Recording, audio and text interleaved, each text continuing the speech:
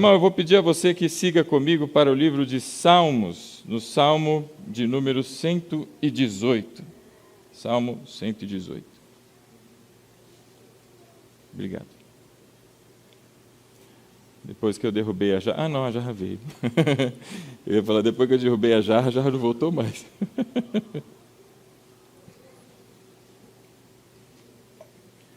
Salmo 118, quem achou, diga amém. Amém. Nós vamos fazer a leitura do Salmo desde o verso 1. Assim diz então a palavra do Senhor. Salmo 118. Deem graças ao Senhor, porque Ele é bom, o seu amor dura para sempre. E que Israel diga, o seu amor dura para sempre. Que os sacerdotes digam, o seu amor dura para sempre. E os que o temem, e que temem ao Senhor, digam, o seu amor dura para sempre. Na minha angústia clamei ao Senhor, e o Senhor me respondeu, dando-me ampla liberdade. O Senhor está comigo, não temerei. O que me podem fazer os homens? O Senhor está comigo, Ele é o meu ajudador. Verei a derrota dos meus inimigos. É melhor buscar refúgio no Senhor do que confiar nos homens. É melhor buscar refúgio no Senhor do que confiar em príncipes. Todas as nações me cercaram, mas em nome do Senhor eu as derrotei. Cercaram-me por todos os lados, mas em nome do Senhor eu as derrotei. Cercaram-me como um enxame de abelhas, mas logo se extinguiram como espinheiros em chamas. Em nome do Senhor eu as derrotei. Empurraram-me para forçar a minha queda, mas o Senhor me ajudou. O Senhor é a minha força, é o meu cântico, Ele é a minha salvação. Alegres brados de vitória ressoam nas tendas dos justos. A mão direita do Senhor age com poder. A mão direita do Senhor é exaltada. A mão direita do Senhor age com poder. Não morrerei, mas vivo ficarei para anunciar os feitos do Senhor. O Senhor me castigou com severidade, mas não me entregou à morte. Abram as portas da justiça para mim, pois quero entrar para dar graças ao Senhor. Esta é a palavra do Senhor, pela qual entram os justos. Dou-te graças, porque me respondeste e foste a minha salvação. A pedra que os construtores rejeitaram tornou-se a pedra angular. Isso vem do Senhor e é algo maravilhoso para nós. Este é o dia em que o Senhor agiu. Alegramo-nos e exultemos neste dia. Salva-nos, Senhor, nós imploramos. Faz-nos prosperar, Senhor, nós suplicamos. Bendito é o que vem em nome do Senhor. Da casa do Senhor nós o abençoamos. O Senhor é Deus, e Ele faz resplandecer sobre nós a sua luz. Juntem-se ao cortejo festivo, levando ramos até as pontas do altar. Tu és o meu Deus, graças te darei. Ó meu Deus, eu te exultarei. Deem graças ao Senhor, porque Ele é bom, e o seu amor dura para sempre. Glória a Deus. Fechem os olhos, oremos. Santo Deus, Pai querido, obrigado, Senhor, por essa noite. Obrigado pelo privilégio que nós temos, Pai, e pela também satisfação, Senhor, de vermos a Tua obra, Senhor, também manifestada nessas pequenas crianças, Senhor, que aqui entregaram o seu louvor, cultuaram ao Senhor, Senhor, e aqui vemos o Teu agir e o Teu trabalhar. Continue, Pai, abençoando cada uma dessas crianças, Pai, também as suas famílias, e assim para a glória do Teu nome, Pai, que possamos todos nós crescer, Senhor, em sabedoria e conhecimento, mas também, Pai, em testemunho para a glória e edificação do Teu santo nome, porque o Senhor é bom e a Tua misericórdia dura para sempre. Fique conosco, Pai, nos abençoe nesse culto, é o que lhe pedimos e agradecemos, Pai, em nome de Jesus. Amém. Amém, meu irmão? Glória a Deus. Salmo 118, um salmo levemente extenso, não é?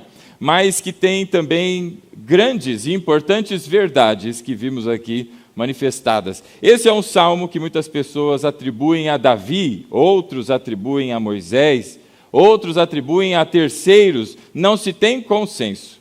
O importante aqui não é saber a sua autoria, porque nós sabemos quem inspirou. Isso vem do Senhor e é maravilhoso para todos nós, como diz o texto aqui.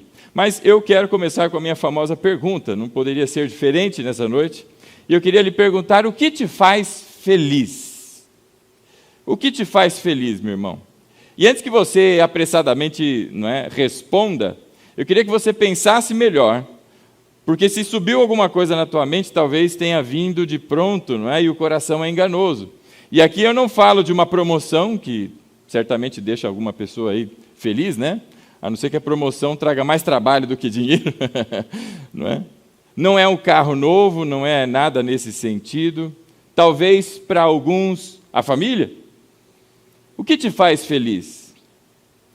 Meus irmãos, na história da humanidade, existiu um homem chamado Pirro.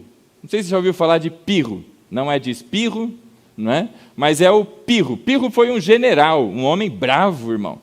Um homem poderoso em batalhas, um general grego.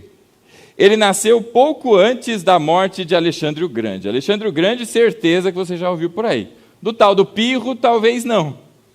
Mas esse homem chamado Pirro, esse general, que inclusive foi uma pedrinha no sapato de Roma, atrapalhou bastante Roma, viu? Deu trabalho.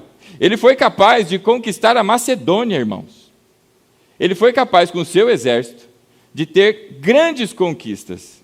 Mas junto com as grandes conquistas, com toda essa sabedoria e estratégias ou táticas militares, lhe faltava capacidade administrativa. Então, tudo que ele conquistava, de alguma maneira, ele perdia. E ele tinha um conselheiro, um tal de Cíneas. Cada nome bonito, Pirro, Cíneas, Não tem ninguém grávido aqui, não, Já estou dando sugestão de nomes aqui. Ou teu pet, Pirro, vem aqui. Cíneas, vai deitar. Esse Cíneas, que era um grande conselheiro, dentre toda a corte que tinha, esse que se tornou um imperador, o Pirro, era um general que chegou a ter um império. Como ele disse, ele incomodou Roma. Esse Pirro, o Cíneas, ao contrário de Pirro, ele não era fã de guerra, não. O negócio dele era a conversa, era bom orador. E diziam as pessoas que ele era capaz de conquistar tudo o que militarmente foi conquistado, mas só na conversa. O homem era bom de lábia, que era capaz de conquistar a Macedônia sem levantar uma arma.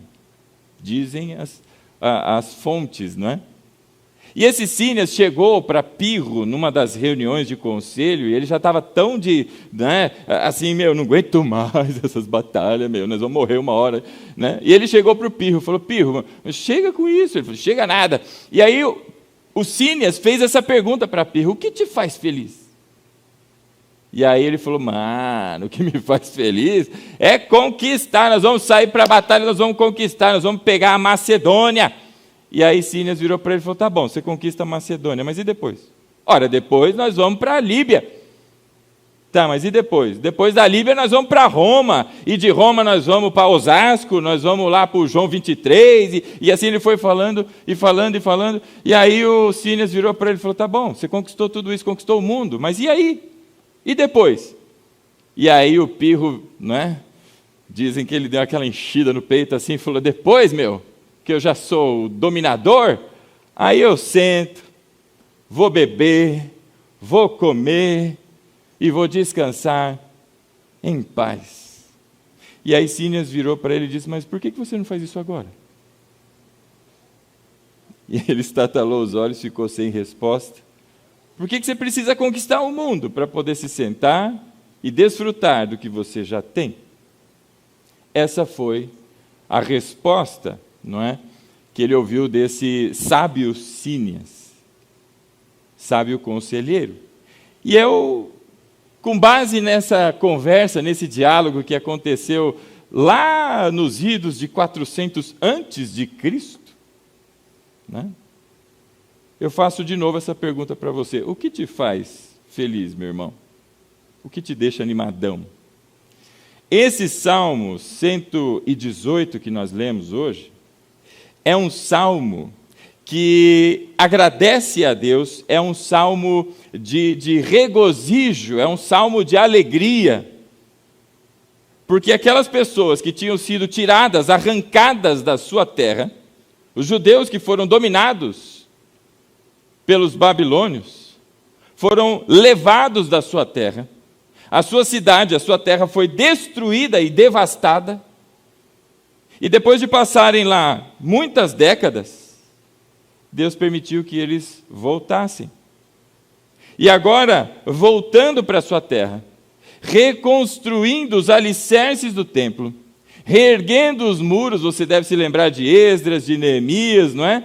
Tendo tudo isso reconstruído, a cidade de novo sendo a cidade de Jerusalém, não exatamente como era antes, mas novamente de pé e não mais em ruínas, o salmista escreve o que você leu aí. Por isso, não parece ser de Davi, né? Porque essas coisas aconteceram bem depois de Davi. Mas se você pesquisar a autoria do Salmo 118, você vai achar uns doidos aí falando, não, foi Davi. Veja comigo, não é? O que ele diz aqui, na palavra, não é? No verso 22, Salmo 118, verso 22. Veja o que ele diz. Ele diz assim: a pedra que os construtores rejeitaram tornou-se a pedra angular. Meus irmãos, do que eles estão falando aqui? Que pedra é essa? Estão falando de Jerusalém.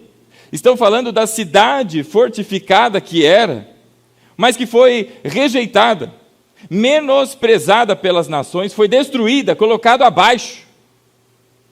Mas ela se tornou a pedra angular. Deus permitiu que eles voltassem e fossem reerguidas. As muralhas, os alicerces, e a cidade estava voltando, e agora todos aqueles homens estavam olhando para a obra do Senhor, depois de passarem pelo castigo, depois de aprenderem com as situações que viveram na Babilônia. E só uma observação aqui. Você sabe como é que eles foram para a Babilônia, irmão?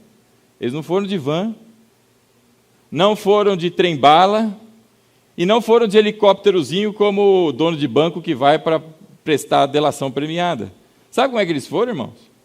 Andaram quase 2.000 quilômetros, a pé, todos nus, sem roupa alguma, e com ganchos, 2 ganchos imensos assim, enfiados no seu nariz, uma em cada narina, e cada gancho preso com corrente no gancho do nariz do da frente, e assim uma fila infindável de homens e mulheres, todos nus, com ganchos enfiados no seu nariz. Agora imagina se o da frente trupica e cai. Você, meu nariz, segura. Né? Alguém levou alguma coisa consigo? Não tem bolso, irmão. Não levaram nada, perderam tudo. Agora você consegue entender quando voltam, vêm à sua cidade, têm de volta a sua liberdade, podem adorar ao Senhor. Você consegue entender a alegria desse povo? Esse salmo é tão importante para Israel, que ele faz parte de algo que se chama Hallel. H-A-L-L-E-L. Hallel. Não é nenhum doce. Tem um doce aí que chama, doce árabe que chama, parecido com isso, não é? Hallel? Não é isso aí não. Hallel, sabe o que é Hallel, irmão? Hallel era um cântico que os levitas proclamavam ao Senhor no dia da Páscoa. E que cântico era esse? Glória, glória. Não. Eles cantavam o Salmo 113 até o Salmo 118. Toda a sequência do Salmo 113, 114, 115, 16, 17, 118, este era o Hallel. E como que isso se dava? No dia da Páscoa, os levitas estavam presentes no templo e cantavam ao Senhor. A Páscoa, para quem sabe ou se lembra, não é? É a celebração que o judeu fazia, o Pessach, não é? Era a celebração que o judeu fazia. Por quê? Algumas pessoas vão responder, porque eles saíram do Egito, foram libertos do Egito. Essa é a resposta de quem faltou na escola bíblica, não é? E por que então?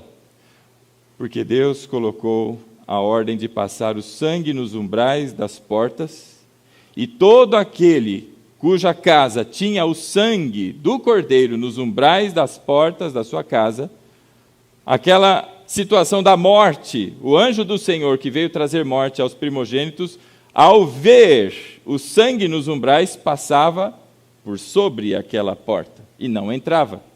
Passar por sobre é a tradução literal de Pessach. Páscoa, então, significa passar por sobre. Então essas pessoas na Páscoa celebravam que o Senhor os preservou em tempo de cativeiro, e agora estão de volta nas suas casas, de volta no seu lugar de habitação, na terra que Deus havia prometido a todos eles, e tinham ali o seu templo para adorar ao Senhor. Tudo isso acontecia então dentro da Páscoa. E aí, meu irmão, falta para todos nós, talvez, não é? Se não para muitos, conhecimento de como funcionava a Páscoa.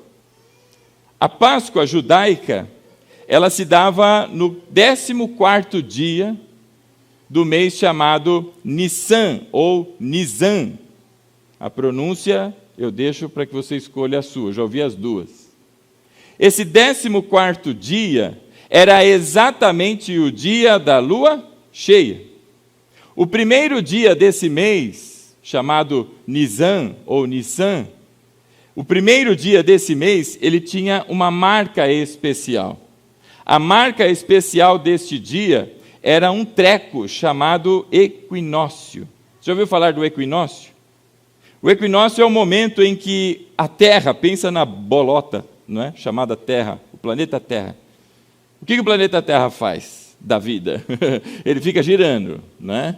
Ele gira em torno do seu próprio eixo e ele gira em torno do Sol. Então ele fica o tempo inteiro rodando. Não sei como é que ele não fica tonto, né? Mas fica rodando, rodando. E ele não só gira em torno do seu eixo, mas como ele não é retinho, então ele não gira assim, ele vai girando assim, depois ele gira de assim, ele tem o seu movimento.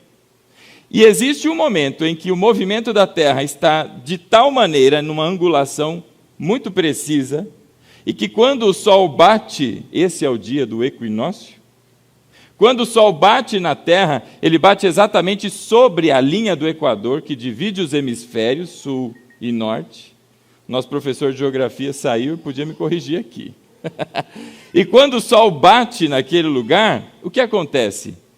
A luz solar é exatamente igual no sul como é no norte. Isso é chamado equinócio. E por que isso é importante? Porque quando vem o dia do equinócio, há uma mudança de estação. No hemisfério norte, sai do inverno e entra na primavera. E nós, aqui no hemisfério sul, saímos do verão e entramos no outono. Há uma mudança de estação. E porque muda essa estação, há um princípio de Deus, e Deus disse, o primeiro dia de Nissan é o primeiro dia do seu calendário, é o ano novo. E o ano novo começa com a transição do inverno para a primavera. O que acontece no inverno? Frio, para lugares mais próximos, não é? De cima, de arriba, né?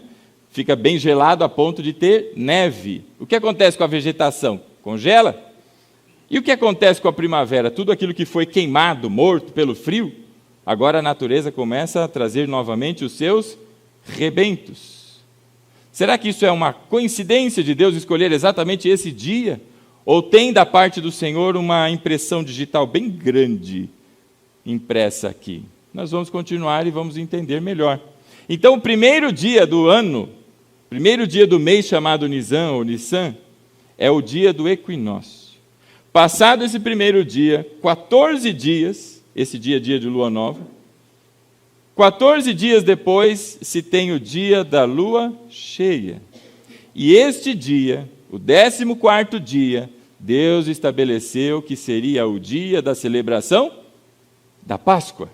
Então, o 14º dia é o dia da celebração da Páscoa. E como acontece a Páscoa? Quando nós pensamos em dia, para mim e para você, o dia começa, que hora que você levanta? 6 horas da manhã, 7 horas da manhã, 5 horas da manhã? 10 horas da manhã, você acorda e você está com expectativa do sol. Como é que começava o dia nos tempos de Jesus? O sol começava, o dia, melhor, começava no pôr do sol.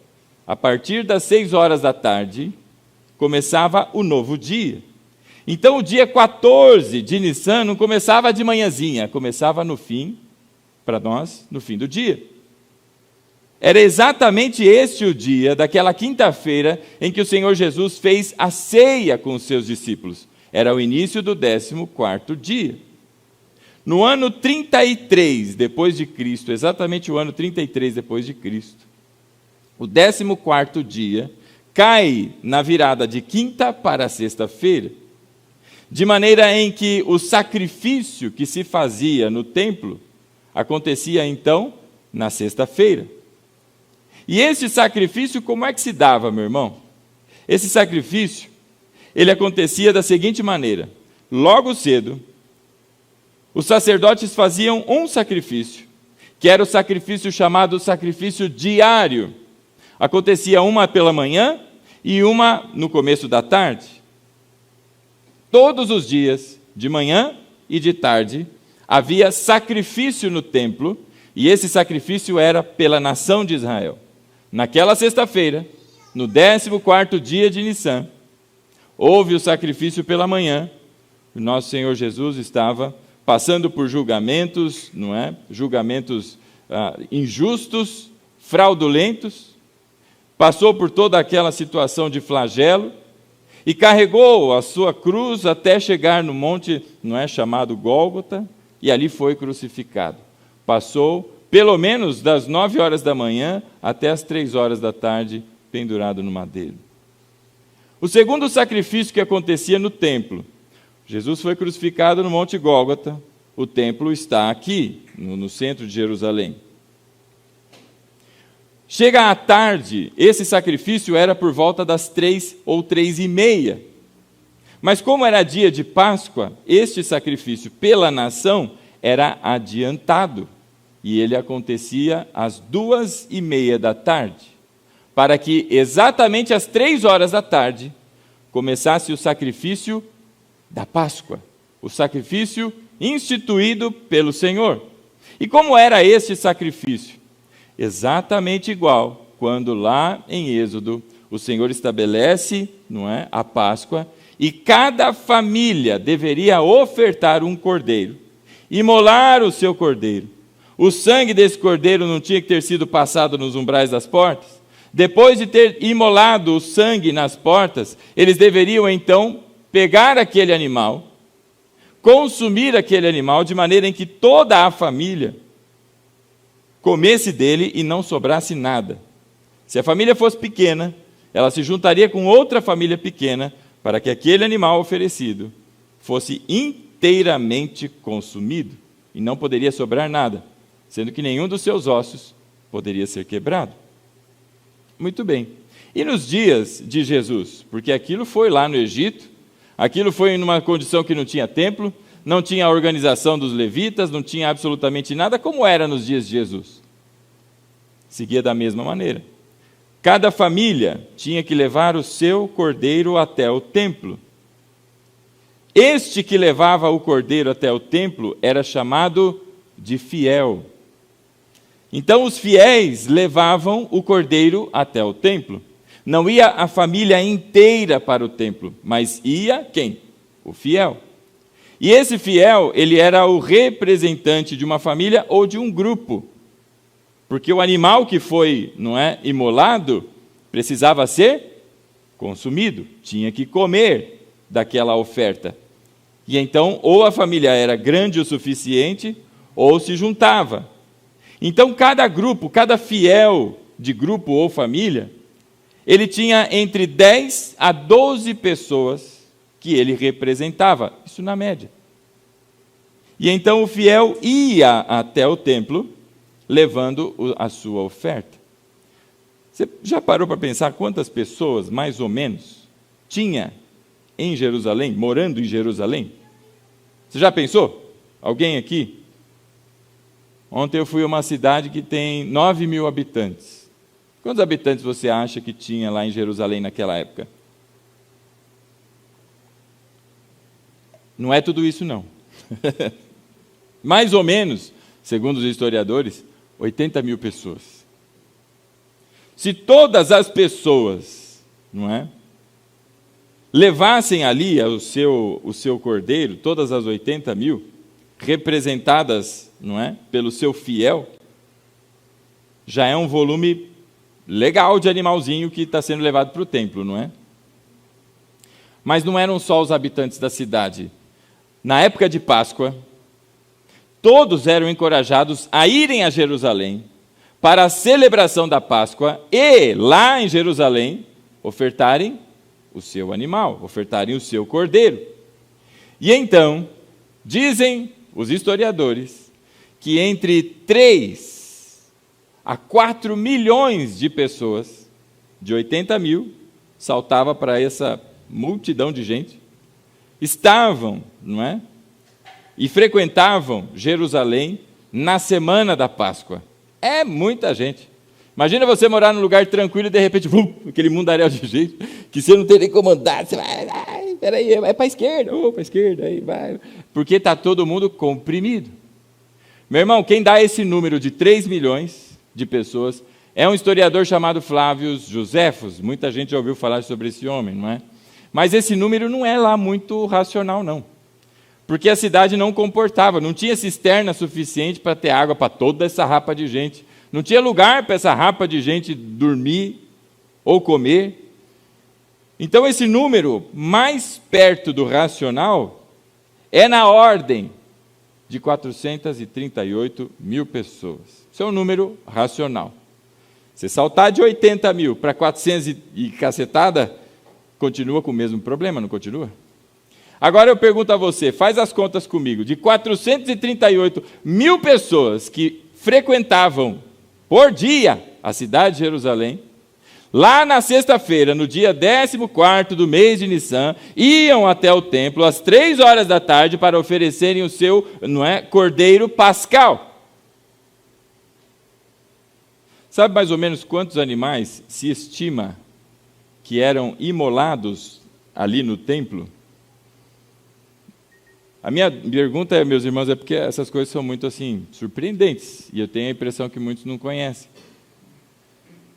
São mais ou menos 36 mil animais que eram imolados, sacrificados numa tarde. 36 mil animais. Flávio Joséfos vai dizer que chegou uma vez uma situação que tinham 256 mil animais ofertados. Não sei qual a intenção de Flávio Joséfos dar essa crescida, mas parece que não dá muito certo esse número. Por quê? Como é que funcionava a coisa? Você ia com o seu animal, se você fosse o fiel, e só poderiam os homens que representassem aquela família, se você fosse o fiel, você ia pegar lá o teu cordeirinho, e você ia até o templo com o seu cordeirinho. Quando chegasse lá, a porta, não é, que tem no átrio ali, no átrio chamado o átrio dos sacerdotes, ela era fechada. E no átrio onde os homens poderiam ficar, haviam as separações no templo, não é? Os pátios e os átrios. As mulheres não ficavam onde os homens estavam, os homens não ficavam onde os sacerdotes estavam, e os gentios não ficavam em nenhum desses lugares, ficavam só do lado de fora. Então os homens iam, e quando iam, imagina, como é que é a entrada do Enem, quando os portões estão para se abrir? Como é que é a entrada do Enem? Aquela coisa assim tranquila, fila indiana, cada um pôs a mãozinha no ombro do outro, vai entrando um por vez educadamente, aquele derruba um e tudo mais, né? Porque abriu a porta. Quando dava 3 horas da tarde, se abriam as portas do átrio para os homens entrarem, e aquele lugar rapidamente se povoava, e as portas se fechavam. Quando aquilo chegava na sua lotação, as portas fechavam. E um monte de homens ficavam para fora segurando seus cordeirinhos, esperando a sua vez. Isso se repetia pelo menos 3 vezes. Eram 3 turnos de gente entrando para oferecer o seu sacrifício. E aí quando você conseguisse entrar com o seu cordeirinho, se você desse sorte, você entrava na primeira leva, Se não fosse lá tão bom assim nos horários, você entraria na segunda, e para aqueles que eram os mais retardatários, né, tinha a terceira leva, que aí finalmente abrangia todo mundo, né? Quando você entrasse e ficasse bem cheio, a ponto de você nem conseguir mexer direito, eles fechavam o portão. Agora imagina, mais ou menos 10 mil homens, que era o espaço que comportava, 10 mil homens, tudo junto e apertadinho. Homem não é uma coisa muito cheirosa, irmão. Homem tem assim, exala um odor diferente, né? Homem tem uns cheiros meio esquisitos. Ainda mais aqueles que não são muito fã de uma higiene, assim, né? Então, homem tem um cheiro. Aí imagina 10 mil juntos, cada qual com o seu animalzinho, que também não devia ter passado no pet shop antes, né? Não estavam cheirosinhos também. Era aquilo. E aí, meus irmãos, dentro do pátio dos sacerdotes, vejam, é um pátio que está, não é por fora, e dentro deste tem um outro menor, que é o pátio dos sacerdotes. Se você tem a imagem fácil do templo, você vai me entender. Imagina duas caixas, uma dentro da outra. A caixa de fora estava tudo esse mundaréu de homem, esperando a sua vez, e a caixinha de dentro tinham 40 fileiras de sacerdotes. Para que quando chegasse a tua vez, você entrasse pela porta do pátio dos sacerdotes, e você que levou o seu animal, você que foi o fiel que levou o seu animal, você era responsável pela degola. Não eram os sacerdotes que iam degolar aquele animal, era você. E quando você fizesse a degola, tem um procedimento, colocaria a imposição da mão ali, não é?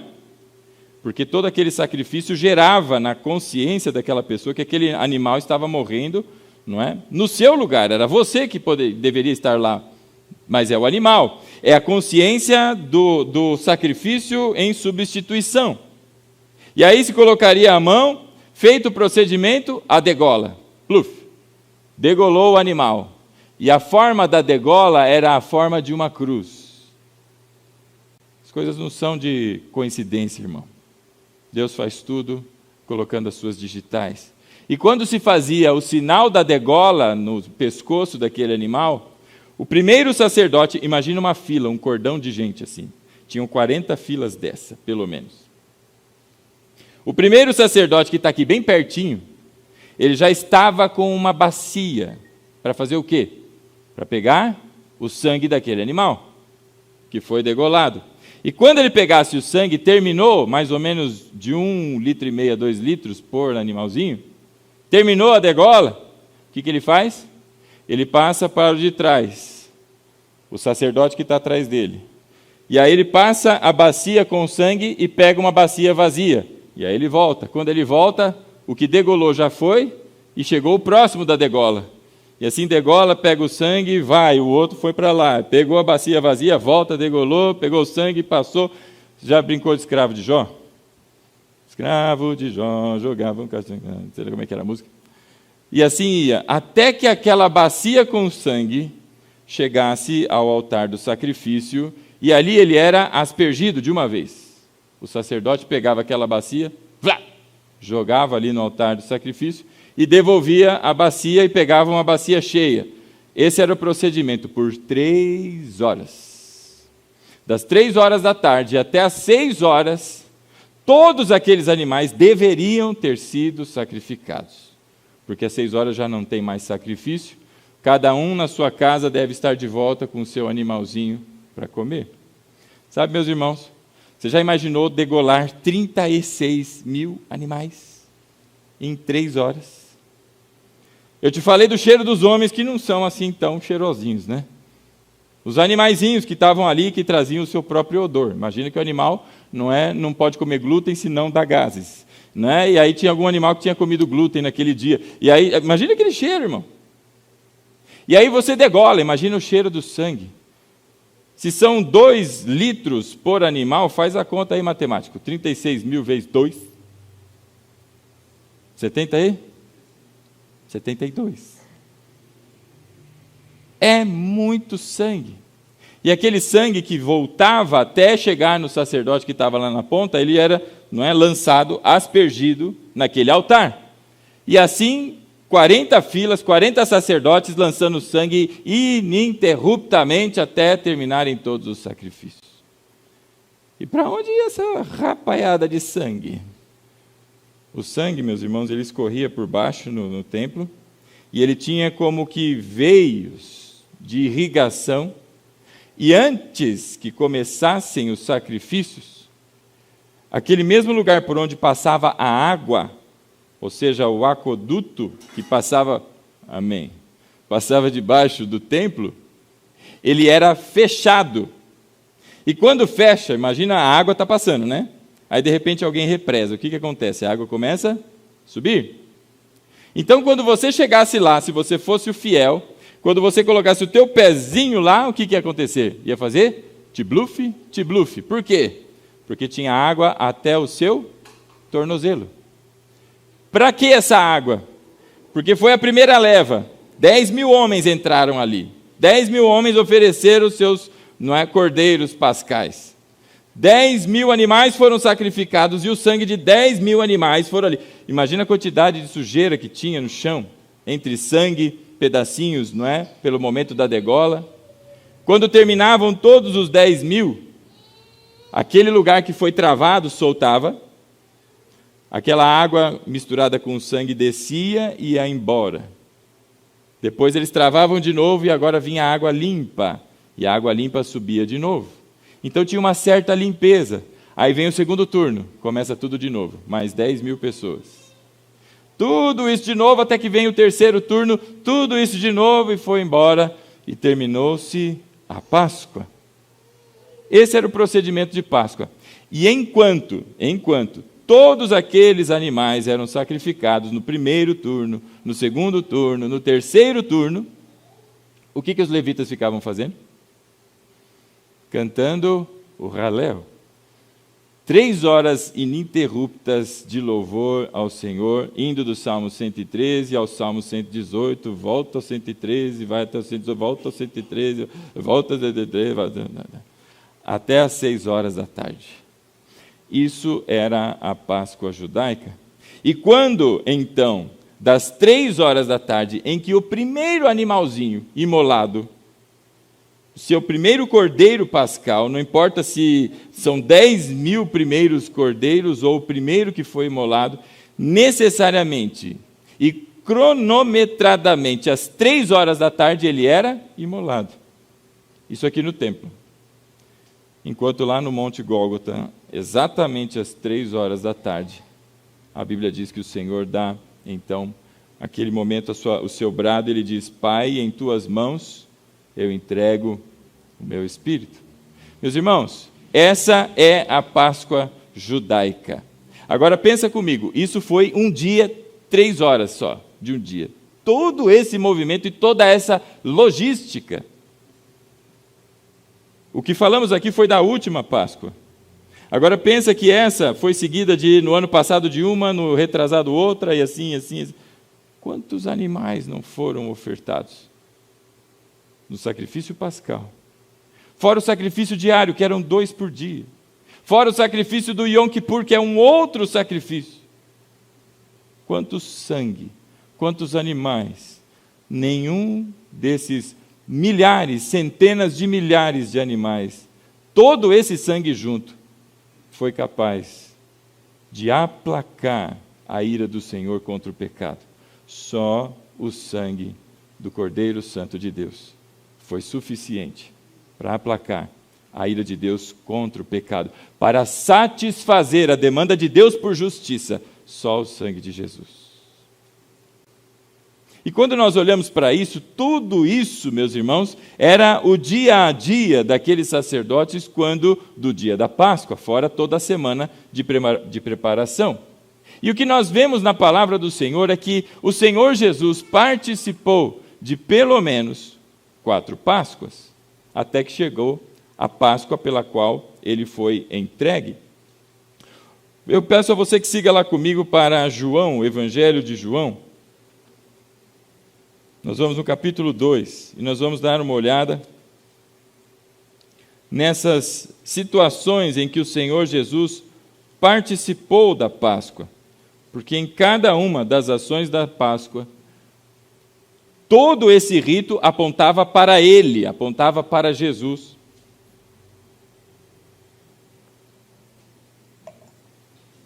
Nós vamos olhar ali no capítulo 2, eu peço a você que abra comigo, João, no capítulo 2, quem achou, diga amém. Nós vamos ali no capítulo 2, nós vamos ler já a partir do verso 12. A partir do verso 12 de João 2, essa é a primeira indicação de João de uma Páscoa que participa o Senhor Jesus. No capítulo 2, o verso 12 diz assim: depois disso, ele desceu a Cafarnaum, depois de transformar água em vinho, primeiro sinal miraculoso realizado pelo Messias, o Senhor Jesus. Verso 12, depois disso ele desceu a Cafarnaum com sua mãe, seus irmãos e os seus discípulos, e ali ficaram alguns dias. E quando já estava chegando a Páscoa judaica, porque para nós hoje a Páscoa tem um outro significado, apesar de ser a mesma relação, agora tem um contexto diferente. Quando então chegava a Páscoa judaica, Jesus subiu a Jerusalém e no pátio do templo viu alguns vendendo bois, ovelhas e pombas, e outros assentados diante de mesas, trocando dinheiro.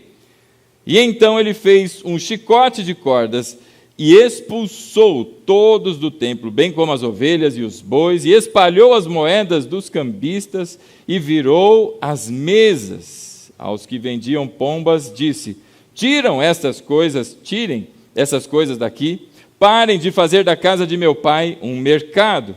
E os seus discípulos então se lembraram que está escrito: o zelo pela tua casa me consumirá. Verso 18. Então os judeus lhe perguntaram: que sinal milagroso o Senhor pode nos mostrar como prova da sua autoridade para fazer isso? Vamos dar um pequeno break aqui.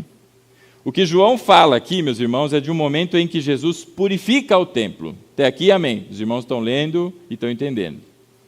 Os outros evangelhos, Mateus, Marcos e Lucas, também falam de um momento em que Jesus purifica o templo. Essa é a primeira. A que os outros evangelhos falam da segunda vez, porque foram 2 vezes que Jesus fez isso. Se você comparar os textos, você vai inclusive comparar a reação de todos. E o Senhor Jesus, ele fala que este lugar, então, eles não deveriam fazer a casa do Pai um mercado. Na outra ocasião, ele chama todo aquele movimento de covil de ladrões. Veja que mesmo tendo começado purificando o templo, novamente, no ano seguinte e nos próximos, tudo volta à normalidade. A ponto de que na semana da paixão, a semana do seu sofrimento e da sua morte, o Senhor Jesus novamente tem essa mesma atitude de levantar a mesa e mandar todos, não é? E aí os judeus que olham para ele dizem: uau, mas quem é esse homem? Que chega aqui, é boi correndo para lá, já pensou os bois, as ovelhinhas para lá, e aquela bagunça toda, e aí os judeus falam: mas quem é esse homem para fazer tudo isso? E aí vão até ele: com que autoridade você faz isso? Só o Messias poderia fazer algo assim. Qual é o sinal, é esse o que eles pedem, qual é o sinal milagroso que você vai fazer para que eu entenda que o que você fez realmente é da parte de Deus e a coisa fique normal? Porque você fez uma ruaça aqui. Veja a resposta então de Jesus no verso 19. E Jesus então respondeu: destruam esse templo e eu o levantarei em 3 dias. Você conhece, não é, esse diálogo. E eles ficam no verso 20: esse templo levou 46 anos para ser edificado e o Senhor em 3 dias vai levantar. Eles não entenderam o que Jesus falava. Os seus discípulos não entenderam, e eu queria que você prestasse atenção, meu irmão, no verso 22, não é? Ele diz assim, João: depois que ressuscitou dos mortos, quem? Jesus. Depois que Jesus ressuscitou dos mortos, os seus discípulos se lembraram do que ele tinha dito, e então, você está lendo aí comigo, não é, meu irmão? Então creram. Esse foi o sinal que na cabeça daqueles discípulos finalmente ligou a chave. Esse é o Messias de verdade. 3 anos andando com o Mestre. E aí vem a palavra no verso 22. Então creram na Escritura e na palavra que Jesus dissera. Passaram-se 3 anos, se não 3 anos e meio, como alguns defendem aí do tempo do ministério do Senhor Jesus, para que então pudessem crer. Mas a primeira coisa que perguntam é: qual é o sinal que você vai fazer? E Jesus disse: vocês vão destruir esse templo aqui. Falando dele mesmo, não é? E em 3 dias eu vou levantá-lo de novo. Vocês não pediram sinal, eis que o sinal será dado. Essa foi a primeira Páscoa, segundo João, que participa o Senhor Jesus. A segunda Páscoa, e essa é controversa, não é? Está no capítulo 5, eu vou pedir a você que vá algumas páginas para frente, capítulo 5.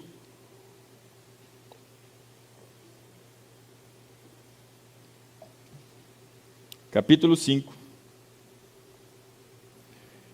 Diz assim o verso 1.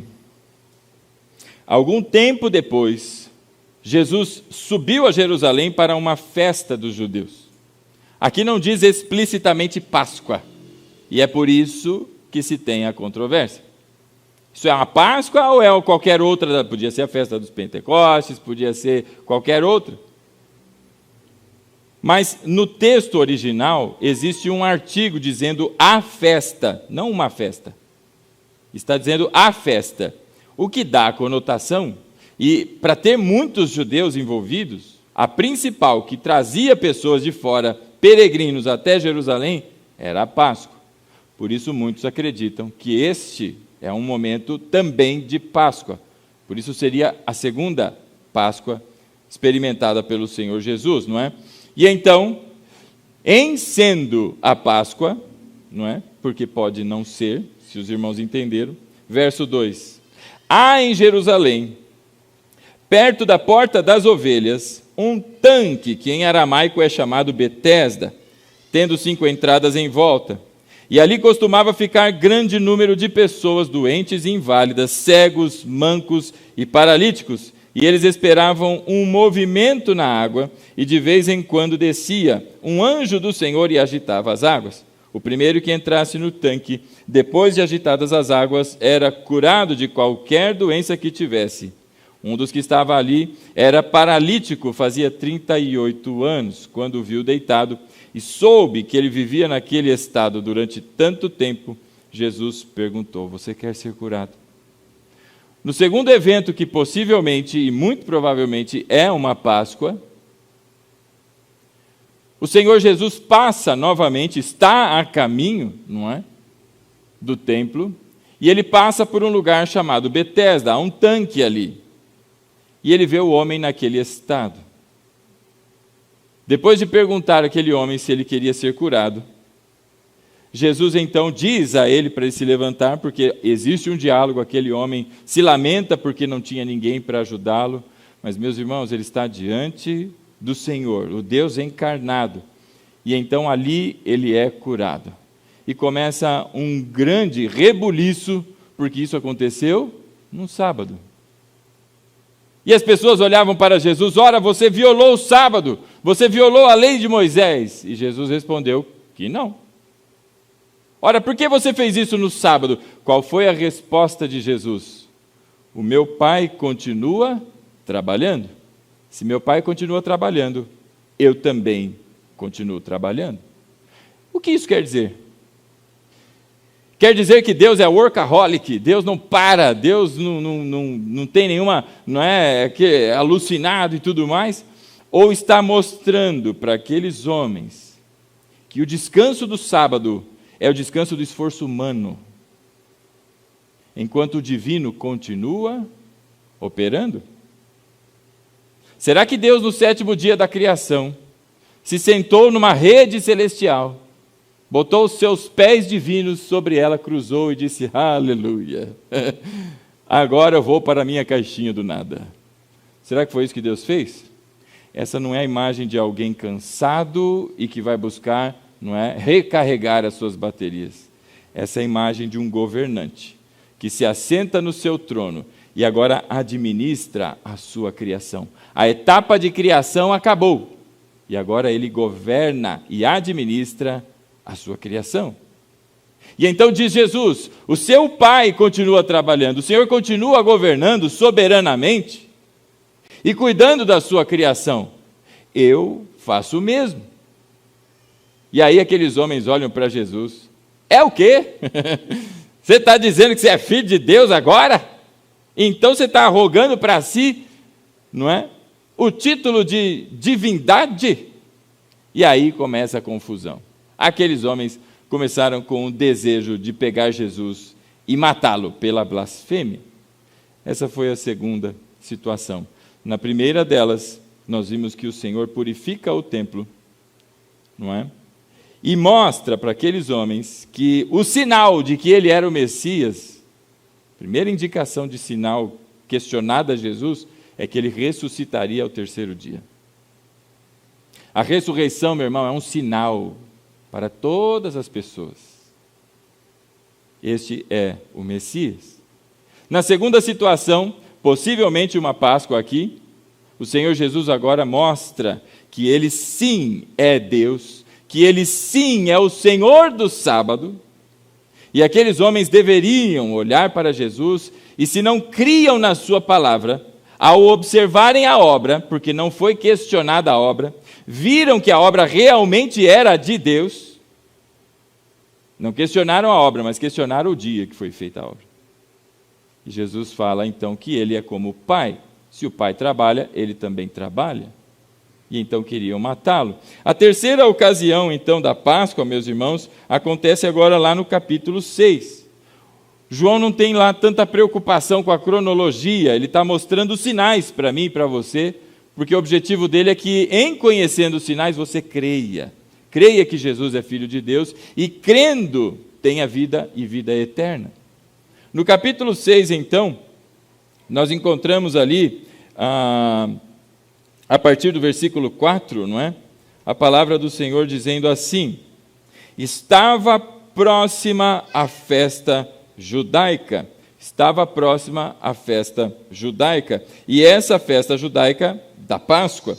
Verso 5. Levantando os olhos e vendo grande multidão que se aproximava, Jesus disse a Felipe: onde compraremos pão para esse povo comer?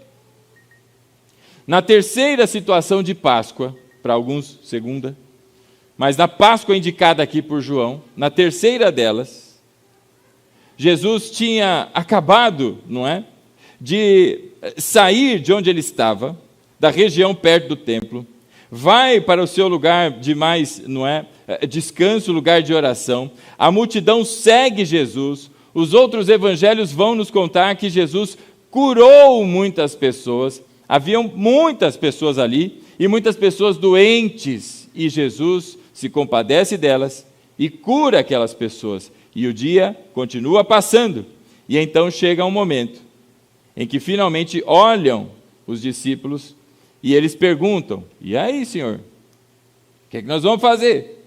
Os outros evangelhos vão dando mais informações para aquele momento, mas o fato é que eles têm à disposição ali aqueles pães e aqueles peixes, e o Senhor Jesus realiza um sinal miraculoso: a multiplicação dos pães e dos peixes. Esse é um fato, assim, meus irmãos, impressionante.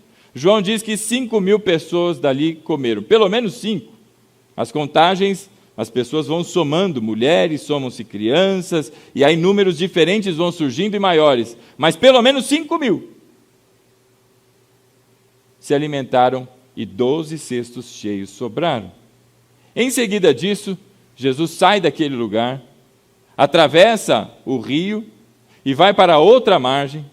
No dia seguinte, as pessoas percebem que Jesus não está lá, começam a procurar, não encontram, atravessam para o outro lado e vão até achar o Senhor Jesus, e quando acham, não é, começam a conversar com Jesus e perguntam para ele: ora, mas quando que o Senhor chegou aqui? Que situação é essa? E vem aquele tufo que Jesus dá naqueles homens: vocês não estão me seguindo pelo que eu tenho a dizer a vocês, mas porque vocês encheram a barriga. Vocês estão interessados em encher a barriga de novo. E aí começa um novo tumulto e uma nova discussão. E no meio daquele diálogo, aquelas pessoas fazem a mesma pergunta que fizeram para Jesus no templo 2 anos atrás, não é? Na primeira Páscoa. Qual é o sinal milagroso que o Senhor vai fazer para que nós acreditemos no Senhor? Meus irmãos, vontade de dar um tabefe, né? Como assim? No dia anterior, viram 5.000 homens, pelo menos, comendo, de onde não se tinha alimentação. Tem gente que tenta ajudar a Bíblia dizendo, não, as pessoas traziam o seu, como é que chama aquelas bolachinhas? O seu clube social, não, o outro levou o seu potinho de açaí, então juntaram os pratinhos e todo mundo comeu, irmão. A Bíblia é bem clara, houve uma multiplicação de pães e peixes. Não seja bobo de cair nessa história, mas creia no que a Bíblia fala, é o poder de Deus sendo manifestado.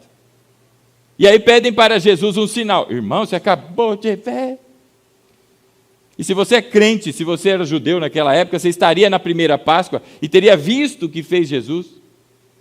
Se você estivesse na segunda Páscoa, você também teria escutado falar daquele paralítico que foi curado num sábado. Porque, irmão, pensa alguém que dava notícia para os tabloides da época, era o Senhor Jesus. Cada hora era uma coisa e as pessoas, uau, levantou o morto, uau, o cego voltou a ver, ora, aquele que era surdo, aquele que estava com dor de dente e tantas coisas, meus irmãos. E aí Jesus responde para eles o quê? Vocês pensam que foi Moisés quem deu a vocês, não é? O maná, mas não foi não. Foi o Pai. E o verdadeiro pão é o pão que desceu dos céus. E aí Jesus diz para eles, eu sou o pão que desceu dos céus. Aquelas pessoas olham para Jesus e começam a falar, mas como assim, que história é essa? Que negócio é esse? E aí ele fala que quem come da sua carne, ou seja, desse pão, não tem mais fome. Quem bebe do seu sangue, não tem mais sede. E aquilo vira um tumulto geral. A ponto daquelas pessoas saírem de lá batendo o pé, irmão, e todos assim, raivosos, o que eu vim fazer aqui? Esse homem é um charlatão. Veja, eles tinham acabado de participar no dia anterior de um grandioso milagre do Senhor Jesus. A ponto de Jesus dizer para aqueles homens, e aí, vocês também não estão afim, os discípulos, né? Vocês também não estão afim de pegar o caminho com eles aí? E aí tem aquela fala que o Senhor inspira Pedro, não é? Só tu tens palavras de vida eterna. Essa foi a terceira Páscoa. Até que caminhando, não é, meus irmãos, pela história, nós alcançamos, ainda aqui em João, não é, lá no capítulo 11, a quarta e então última. João, capítulo 11.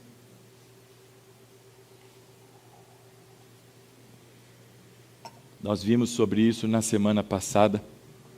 Nós vimos sobre exatamente a ressurreição de Lázaro.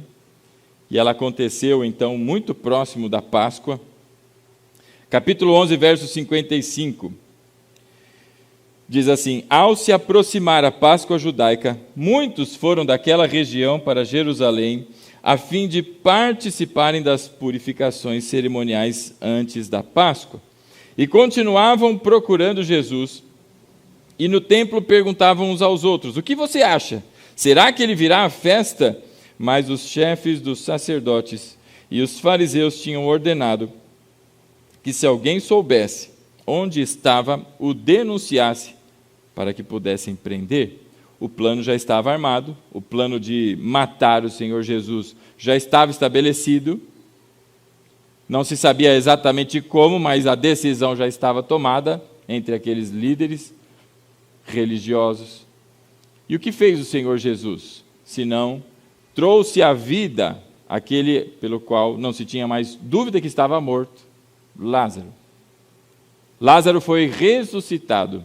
E o que disse o Senhor Jesus? Eu sou a ressurreição e a vida.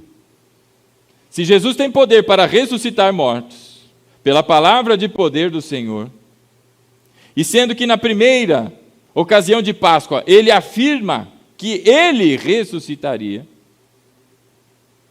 tudo está apontando exatamente para a sua obra e o que ele haveria de realizar, sendo este o pagamento, sendo esta então a oferta de amor do Senhor pelo pecado.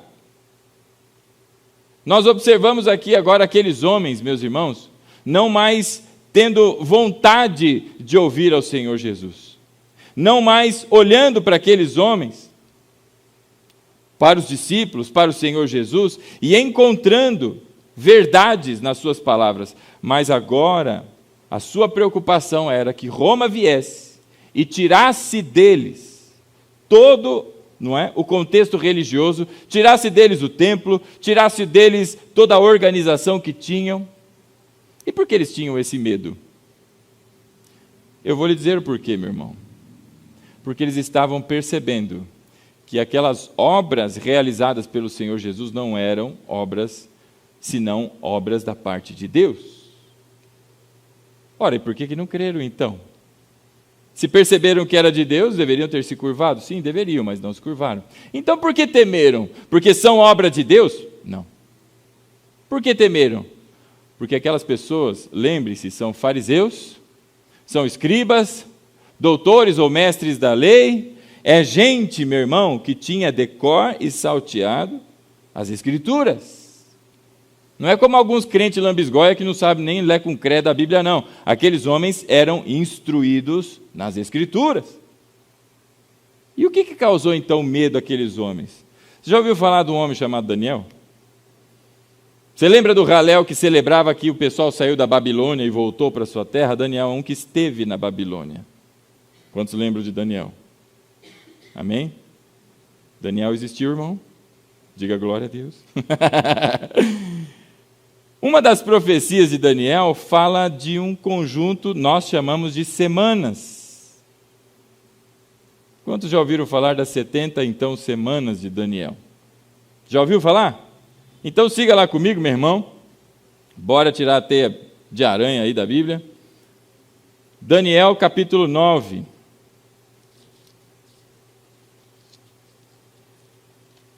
E aí eu digo a você, se tem alguém aqui, ou que você conheça, que não acredita em Jesus, que acha que tudo isso é uma história contada, fajuta, meu irmão, dá a Bíblia na mão dessa pessoa e mostra o que você está tendo oportunidade de ter aqui de exposição, porque estão as evidências de coisas que foram escritas 700, 600 anos antes da chegada do Senhor Jesus, e estão sendo profetizadas com precisão.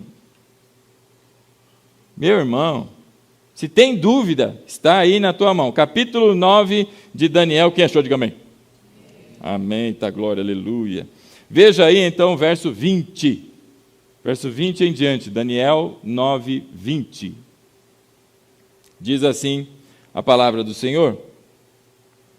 Enquanto eu estava falando e orando, confessando o meu pecado e o pecado de Israel, ora, o que estava fazendo Daniel, senão intercedendo por Israel? Esse era o papel do sumo sacerdote, e aqui então faz Daniel algo semelhante então àquilo que é o papel do sumo sacerdote, como no Yom Kippur, né? Ele oferece por si um sacrifício e pela nação. Ele estava então orando por Israel, pelo pecado de Israel, o meu povo, diz ele no verso 20, e trazendo o meu pedido ao Senhor, o meu Deus, em favor do seu santo monte. E ele orava então para o restabelecimento, não é, da sua cidade, do seu povo para voltar. Verso 21, enquanto eu ainda estava em oração, a Bíblia fala, não é, que antes que nós, inclusive, oremos, Deus já envia a sua resposta. Meu irmão, quantos crentes não creem em oração? Sabe como é que a gente percebe que crente não crê em oração? É crente que não vem ao culto de oração. Se você não vem ao culto de oração, é porque você não acredita que a oração funciona. Porque se acreditasse, você não faltaria em um, mas estaria com o teu joelho dobrado e clamando a Deus, porque você tem demanda na tua vida, não tem? Você deve ter problema financeiro, porque não sou só eu que tenho boleto chegando em casa. Quantos tem carnê de Casa Bahia? Não levante sua mão. Você tem problema em casa com relacionamento? Você tem problema em casa com o filho rebelde? Você tem problema no trabalho? Você tem problema de sequências de prejuízo que você está... Você tem problema, irmão? Você confia no teu braço, cabeção? Ou você aprendeu que tudo vem do Senhor? A igreja ainda não aprendeu, que o culto de oração, meu irmão, venha e você vai entender o que eu estou dizendo. Participe de você vai entender o que eu estou dizendo. O crente não crê em oração, e isso é terrível. A palavra do Senhor diz que antes mesmo da gente começar a orar, o Senhor já envia a sua resposta.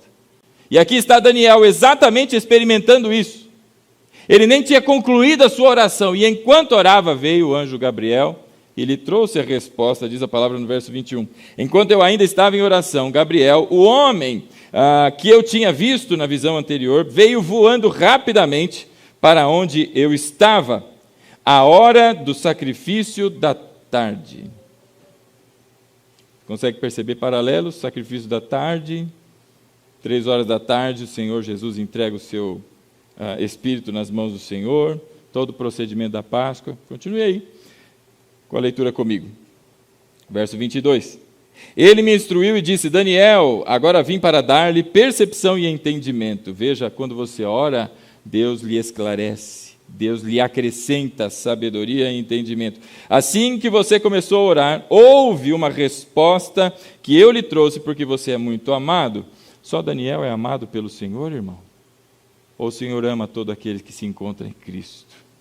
Ora, igreja. Por isso, preste atenção à mensagem para entender a visão. Verso 24. 70 semanas estão decretadas para o seu povo e a sua santa cidade, a fim de acabar com a transgressão, dar fim ao pecado, expiar as culpas, trazer justiça eterna, cumprir a visão e a profecia e ungir o Santíssimo. Vamos só nesse versículo, porque só aqui tem coisa para a gente estudar um ano inteiro. Se a gente demora uns 8 meses para ir numa epístola, né? Imagina um texto tão complexo como esse. Meus irmãos, nossa versão aqui no verso 24 diz assim, cadê o 24? Aqui. 70 semanas, está lá, não é? 70 semanas estão decretadas. O texto original não traz a palavra semana. A palavra lá é 7, é o número 7. 70 setes estão decretados sobre o seu povo, 70 setes. E aí, por ser 7, a gente tenta ajudar a interpretação e chama ela de semana. Mas vamos assumir que isso é semana, porque o racional, ele até que encontra, sentido. Mas a Bíblia não diz semana, irmão, ela diz 70 setes. O que isso quer dizer? Que são 70 ciclos de 7 que vão acontecer e estão decretados sobre o seu povo. Irmão, aprenda uma coisa, quem decreta é o soberano. Você decreta alguma coisa? Rapaz, eu aprendi a dura lição, nem os cachorros lá em casa me obedecem. Imagina se eu decretei, você não vai mexer no lixo.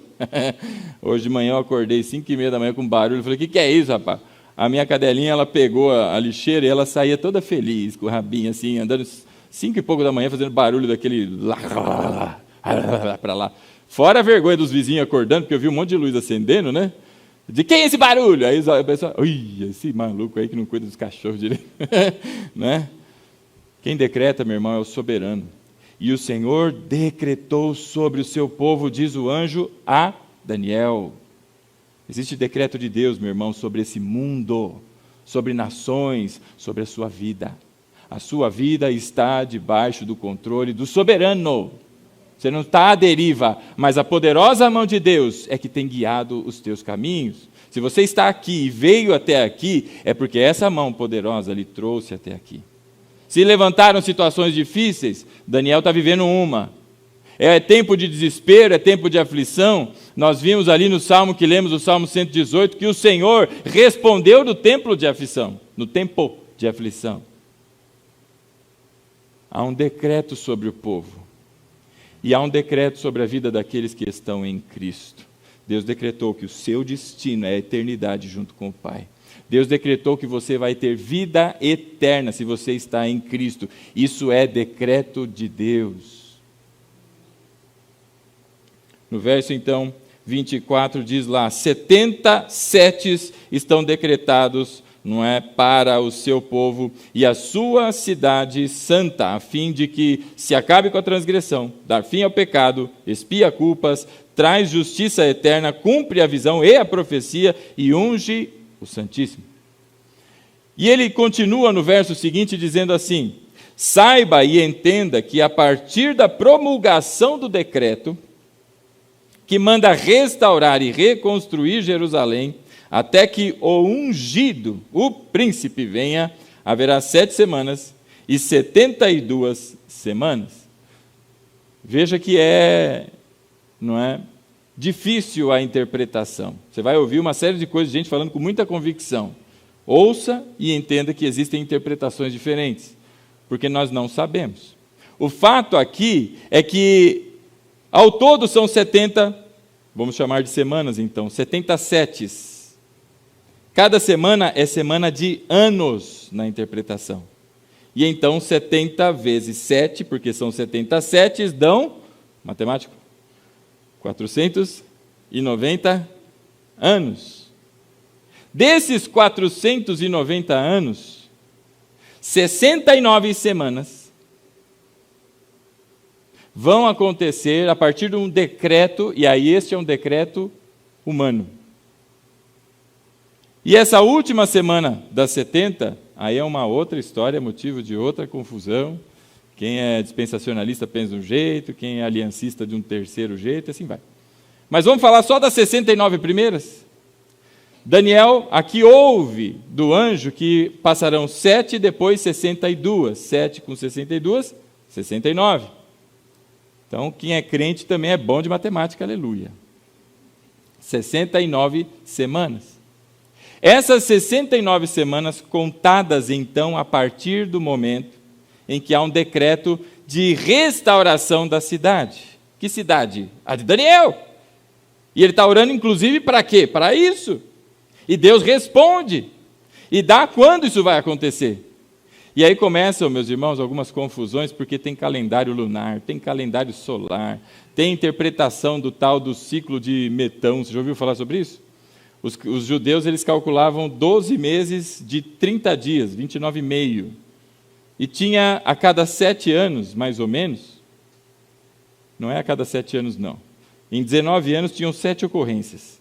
Você tem um 13º mês, que era chamado de Abib II, este com mais 30 dias. Então os anos faziam esse movimento de tamanho. É confuso.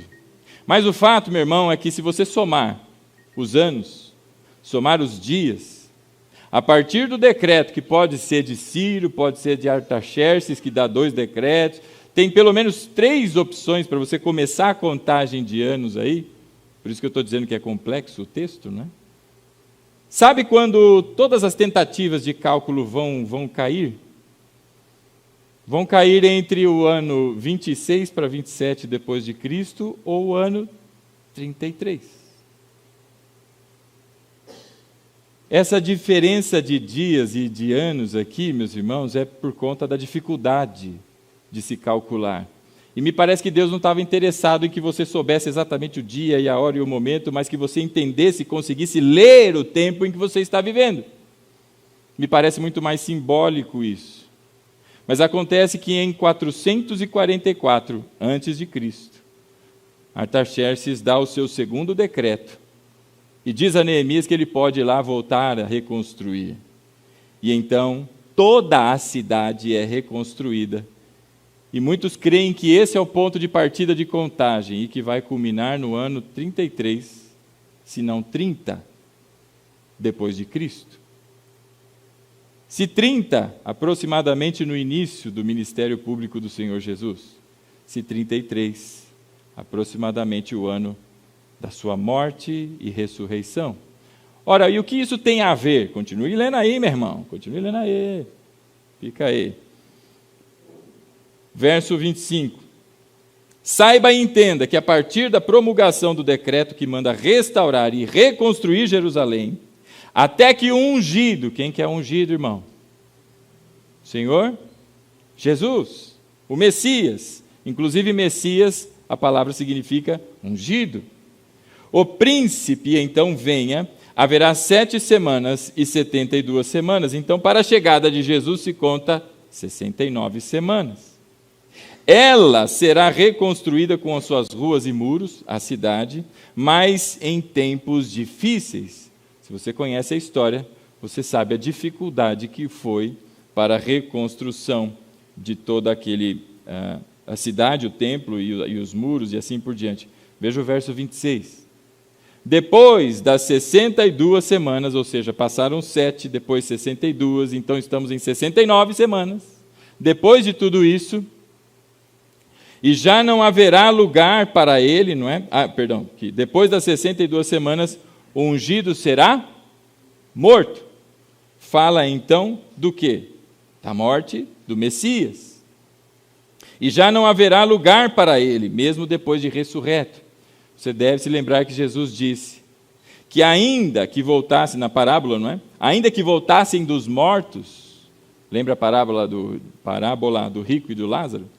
Ainda que voltasse um dos mortos para contar como é no pós-vida, as pessoas não acreditariam. E Jesus voltou. O sinal que foi pedido na primeira Páscoa a Jesus, ele deu, ele ressuscitou. Ainda assim não criam. E então aqui Daniel fala, ainda não há, já não haverá lugar para ele. A continuação, a cidade e o lugar santo serão destruídos pelo povo governante que virá. O que acontece na década de 70, meu irmão?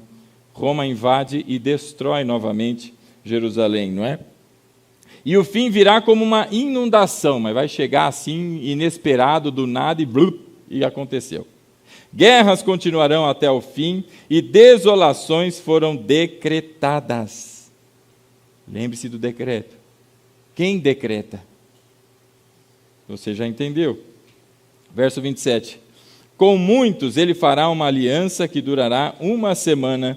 No meio da semana ele dará fim ao sacrifício e à oferta, e numa ala do templo será colocado o sacrilégio terrível até que chegue sobre ele o fim que lhe será decretado. Irmãos, tem uma infinidade de detalhes aqui, não dá para passar por todos, infelizmente, e é tão gostoso falar sobre isso.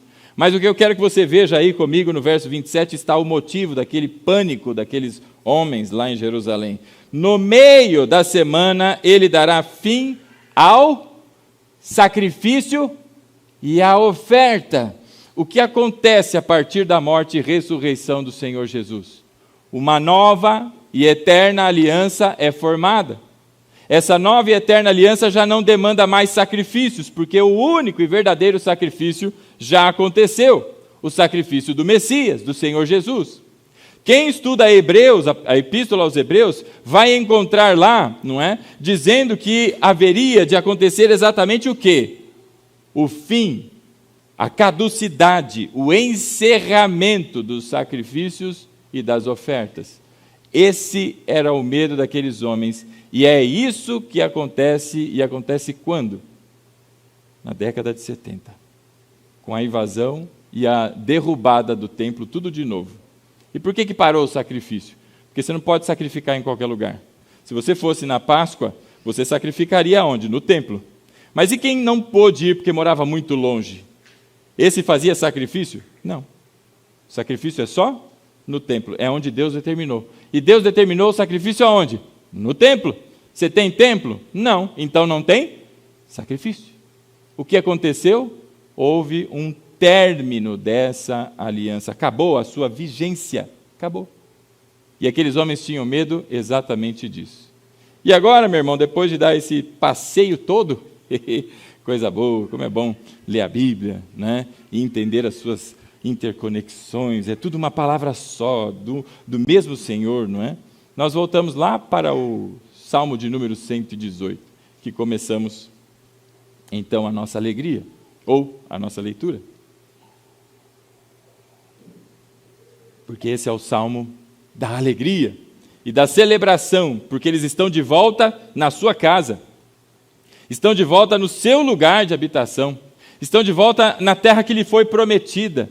E é essa a alegria que todos nós agora temos quando celebramos a Páscoa. Estamos a 1 semana da celebração da Páscoa. Essa é a nossa alegria, porque o Senhor Jesus fez com que nós agora pudéssemos ir para a nossa pátria celestial. Nós temos a nossa terra prometida pelo Senhor Jesus. Em Cristo nós fomos tornados filhos de Deus. Ganhamos do Senhor uma herança, uma esperança viva, e agora nós caminhamos na alegria, e a alegria da salvação. Esses homens se alegravam exatamente por terem sido libertados de todo aquele cativeiro e de estarem na sua casa. Essa é a alegria do crente em Cristo, mas apontando não para um templo feito por mãos de homens, mas para a edificação espiritual que o Senhor fez em todos nós. Salmo de número 118. Veja aí comigo o verso 19. A palavra diz assim no verso 19: abram as portas da justiça para mim, pois quero entrar para dar graças ao Senhor. O sentimento, não é? É de gratidão. Você consegue perceber nas palavras. E aí vem o verso 20: esta é a porta do Senhor, pela qual entram os justos. Ora, o que disse o Senhor Jesus em João no capítulo 10? Eu sou a porta das ovelhas. E aqui diz o salmista então: esta é a porta pela qual entram os justos. Justos, ovelhas, palavras diferentes para as mesmas pessoas, remidas pela fé em Cristo Jesus, não é? Verso 21, dou-te graças porque me respondeste e foste a minha salvação. A resposta que Daniel recebeu é a resposta de todo aflito quando olha para o volume das suas dívidas e não tem capacidade, não é, os seus débitos espirituais com o Senhor pelo seu pecado. Deus respondeu e respondeu em Cristo, e foste a minha salvação. Verso 22, a pedra que os construtores rejeitaram tornou-se a pedra angular. Não se trata mais agora de uma cidade, não se trata mais agora de um templo, mas se trata agora do Deus encarnado. Ele é a pedra angular. Efésios 3 vai falar exatamente sobre isso. E aí eu continuo no verso 23. Isso vem do Senhor e é algo maravilhoso para nós. Lembre-se, irmãos, que tudo isso que nós estamos lendo era cantado no dia de Páscoa pelos levitas. Cantado ininterruptamente até terminar a Páscoa. Eles estavam profetizando ali durante a Páscoa a palavra do Senhor, que viria então o Messias para a realização dessa obra. E isso, verso 23, vem do Senhor e é algo maravilhoso para nós. Este é o dia em que o Senhor agiu. Alegremo-nos e exultemo-nos nesse dia. Que dia é esse, meu irmão? É o dia da Páscoa. E o que celebramos na Páscoa, senão a morte e ressurreição do Senhor Jesus, que trouxe para todos nós salvação. A sua morte pagou pelos nossos pecados e a sua ressurreição nos justifica, nos ensina o apóstolo Paulo. E então vem o verso 24 e diz: este é o dia em que o Senhor agiu. Ele, sobre Jesus, não é? Levou toda a nossa transgressão, todos os nossos pecados. E então temos paz. E aí o verso 25, salva-nos, Senhor. Eles olhavam para a frente, para a vinda do Messias. E nós agora, do mesmo modo, salvou-nos o Senhor, para aqueles que estão em Cristo. Nós imploramos, faze-nos prosperar, Senhor, nós suplicamos. Bendito é o que vem em nome do Senhor. Se você conhece, na Semana da Paixão, no domingo, não é, chamado Domingo de Ramos, quando o Senhor Jesus entra, não é, e vai se aproximando dos portões da cidade, estão aquelas pessoas com ramos fazendo exatamente o quê? Dizendo: bendito é aquele que vem em nome do Senhor, falando sobre Jesus, o Messias.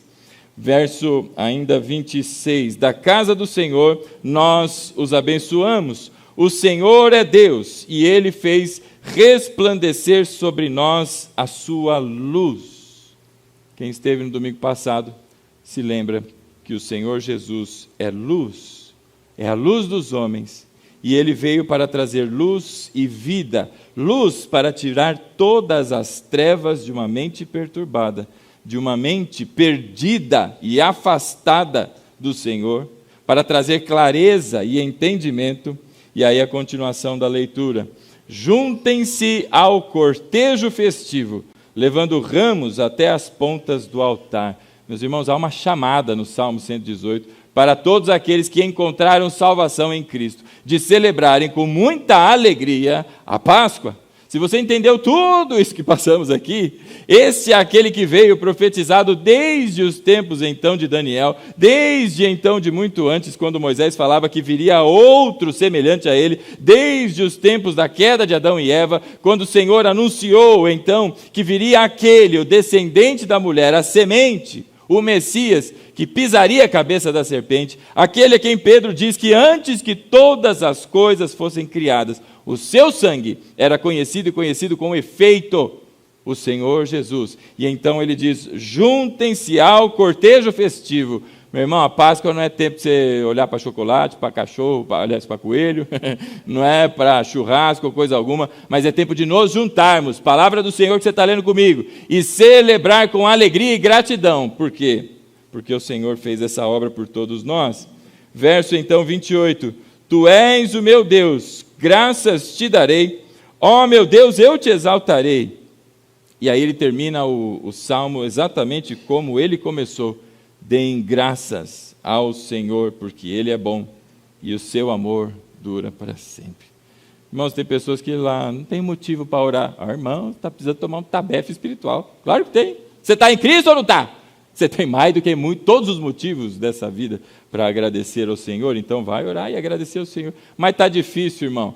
Veja, os tempos e momentos que nós passamos são para todos nós experiências com Deus. Se você está em Cristo, há um decreto soberano sobre a sua vida e que conduz a tua trajetória. E o teu Senhor, o teu bom pastor, cuida de você. Ele é o teu bom pastor, Ele é a porta das ovelhas pela qual você entrou e encontrou pastagem. Ele é a ressurreição e a vida. Ele é aquele que traz luz e traz vida para todos nós. Por isso, nessa noite, meu irmão, eu te convido a ficar em pé, em nome de Jesus.